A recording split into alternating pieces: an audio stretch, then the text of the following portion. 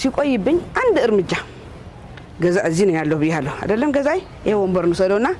የጮህኩ ነኝ አንድ እርምጃ እንደዚህ ሲመለስ ሁለተኛ እንደዚህ ሲሄድ እንደገና የጮህኩ እንደዚህ ሲል ልጁ እግሩን ሰብስቦ እየሮጠ በዚህ አዩት ገዳዩ እየሮጠ ሄደ እኔን ልቅሶን ትቼ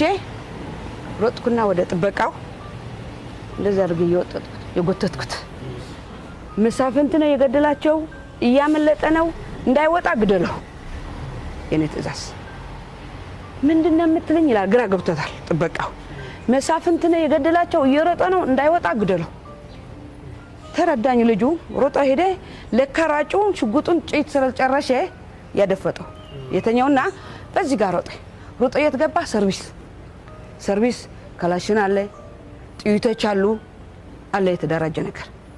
እሱን ቤት ገብቷቱ ቤትን ዘግቶ ተኩስ ገጠመ ከልጁ ጋር ረጅም ተኩስ አደረጉት እንዳለ ቤቱን አሸዋን ያደረገው በተኩስ በጥይት መስታቶችና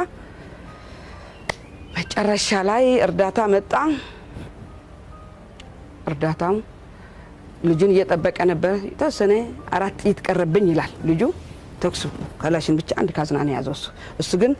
ካዝናና ካላሽን ያለበት ቤት ነው የገባ እንደፈለገ ነው የሚተኩሰው ግን አልገደለውም ልጁ ከዛ መጨረሻ 4 ጥይት ሲቀሩት ልጁት ተደበቀ ይሄ ነው ሰርቪስ አይደለም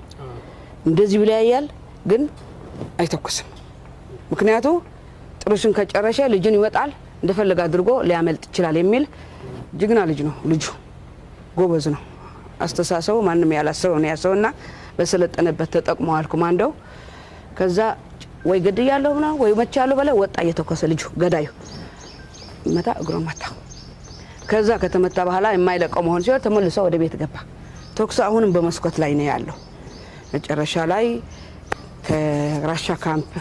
የቢኤፍ ተበቃዎች አሉ እርዳታ መጡ በሩን ሰብረው ገቡ ልጁን ወድቆ አገኙት ይሄ ነው ሁኔታው